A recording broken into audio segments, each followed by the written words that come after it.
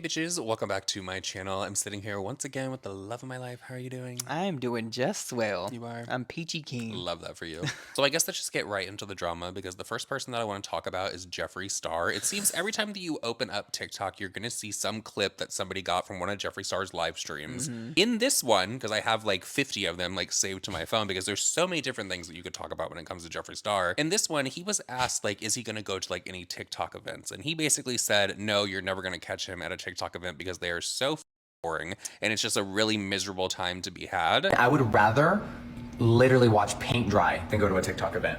I really would. They are so boring. Last year, go watch the replay of the LA event and you let me know if Jeffree Starr, the one and only, would get on a 10-hour plane ride for that mess. Most of the creators in person, girl, they are really good actors on the screen. So many fake ass were on that red carpet. So many weirdos, people that you really think are cool on the screen, and then you meet them in person and you're like, so if you ever want to talk about it, always down. But I think that everyone should also have their own experience. Like at the end of the day, LA was all right. It was actually cool to see some people in person that I admired or their streaming or their, you know, their consistency and their personality. There were some good people. I don't want it to overshadow the cool people I met last year, but overall, girl.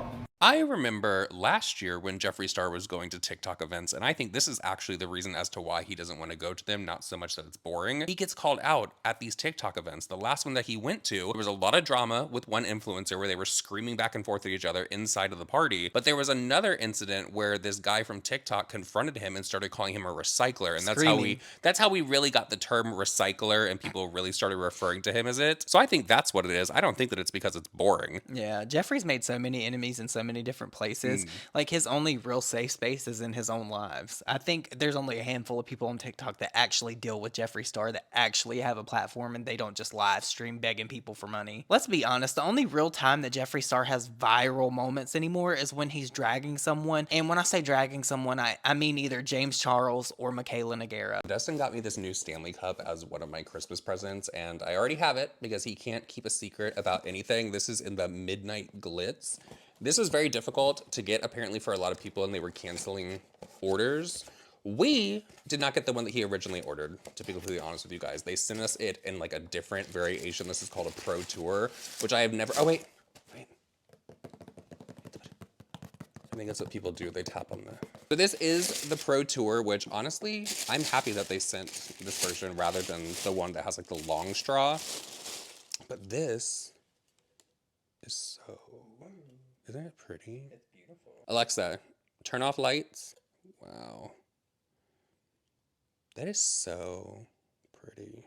So this one just has the straw that you pop up. I think that I do prefer that. The next person that I want to talk about is Patrick Ta because he is still having a very bad day on social media. Every morning that he wakes up, someone new is calling him out over on TikTok. Another influencer, she has 1 million followers over on the platform. She responded to Ivana Sunshine's video where she was breaking all the Patrick Ta makeup. And she said back in 2022, she was contacted by Patrick Ta's team and it was just a whole entire up. Black creators are not the only ones being exploited in the influencer industry. Asian creators are too. How do I know? Because the same huge beauty brand who just wronged this Black creator also wronged me 2 years ago. If you haven't seen Ivana's video, she talks about how she was not paid for the content she made for this beauty brand, how she was ignored for months, how brands continually capitalize off of Black talent while refusing to compensate them fairly or at all. After Ivana's video blows up, the brand founder comes out with a deleted and reposted apology video saying this was his team's fault, how much he values his Black creators. While I can't speak for Black creators or Ivana, I don't think it's my place. Let me tell you about my experience as an Asian creator with this particular brand. And after that, we can talk about what is so incredibly wrong with both Ivana and I's situation. A brand just tried to gaslight me. Basically, this big beauty brand reached out to me through Instagram DM, and they're like, hey, we're doing this series where we're highlighting API voices. We'd love for you to submit some videos for us to use on our channel. They're basically asking me to send them content and benefit from associating with me basically an API creator. As far as I would love to support us, however, I would love for this to be a paid conversation. A day later, they respond to me. We're reaching out to creators to participate gratis as a way to amplify API creators and communities. We do not have a budget for this, as they see this as a celebration, not a business transaction. But they want me to do work for them for free. That's what drives me. This is my response. It would be rude to ask Asian creators who the brand has no prior relationship with to use their image as part of something like this. It's like asking Black creators to use their likeness/image for Black History Month for free, or alternatively using LGBTQ creators for Pride Month and not paying them. Meanwhile, aligning creators of color would be a great push for the brand. I was gonna say you are celebrating them when you are asking for time, energy, and content. You're claiming it's not a business transaction. But are those things not business? What's ironic is that the one who was highlighting these videos for them was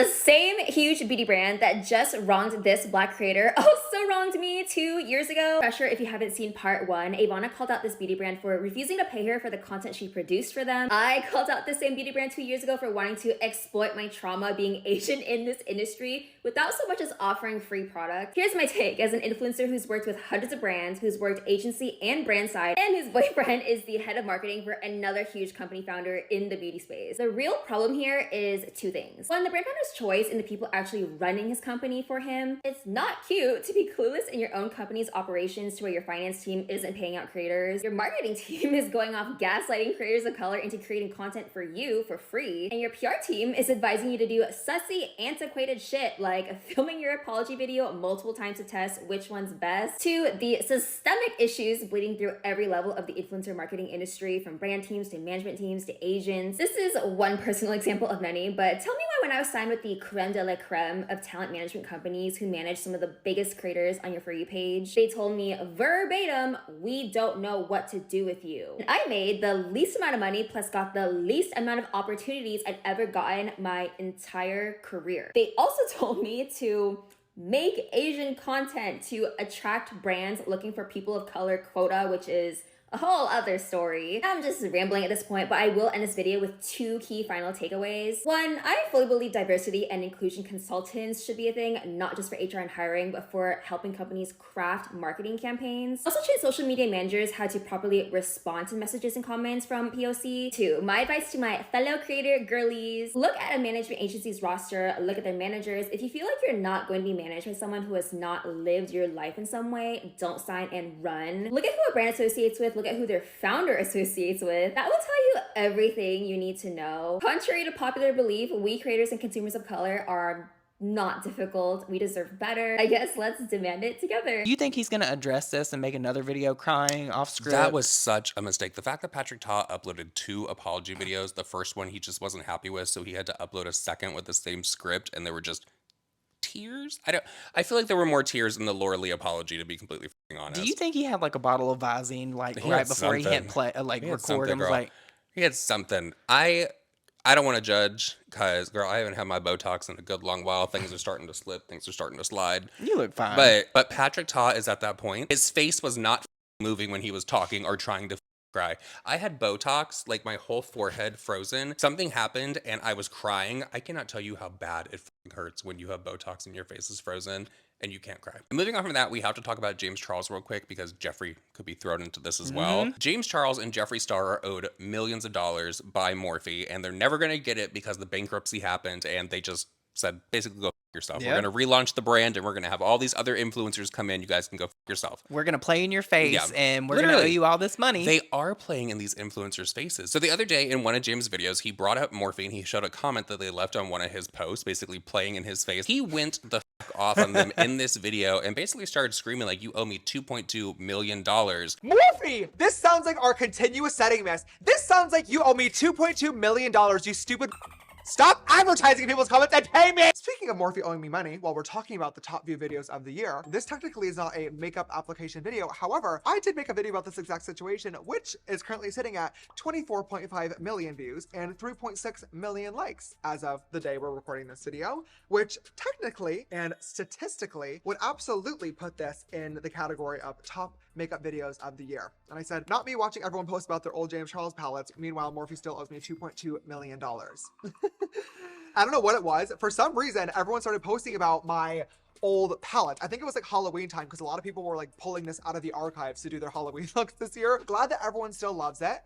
Glad that that palette did buy me a house and provide a great life for myself and my family. I will forever be grateful for that, but not grateful for the fact that Morphe does in fact still owe me $2.2 million and I am never going to get a cent of that because they filed for bankruptcy, which is actually mind-blowing. There were so many comments on this post too being like, just sue them, like time to unleash your inner lawsuit, like why don't you just email them, like they surely have to pay you. If you guys actually knew how bankruptcy laws worked with chapter 11, it would actually blow your minds. It is the craziest, dumbest concept on planet Earth. They just filed for bankruptcy, which like on paper is like, hi, we have no money left, even though they do, obviously. Then they got bought out by like $1 billion corporation and are literally able to start from scratch. And now they're still posting, still releasing new products, still releasing new collabs, still in retail stores. Pay me, write me the check, and cut everybody else a check on that list too.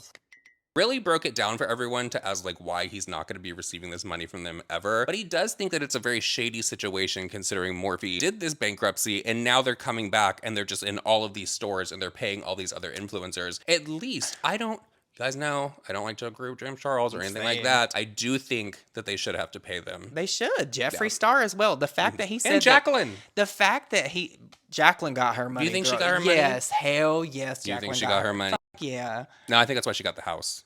Oh, maybe. Maybe Linda gave her that house in exchange for that money. People, you guys comment all the time that apparently the house that Jacqueline is living in is Linda's. I don't know. I don't know either, but it was just so funny to me that he even said all the people that Morphe owes money because that also includes Jeffree Star. So can it be said that maybe James Charles has defended Sticking up Jeffree for him. Star? He's Girl, I sticking feel up like for him. that's such a reach, but it's funny. He probably said it though and then thought to himself like, fuck. Oh God, is Tati owed money by Morphe? I don't think Tati's owed any money. Well, you know, $2.2 million. Well, how much did Jeffree say that they owed him? I think Because it's like 1.2. That's a lot of money. I would be so pissed. Or Jacqueline was 1.2 something. A lot of money. Millions. Morphe needs to run them their f***ing checks, and I don't even like either one of them like that. So with all that said, everyone, that is it for this video. We hope that you did enjoy it. Please hit the subscribe button down below or the thumbs up if you have not already. And please leave us the makeup palette emoji because James said that people were bringing up his Morphe palette again and how they loved it and how they were doing like their Halloween looks. Expired makeup is all I was thinking is they're going to get like a sty. And we will see you guys all in the next video. Bye.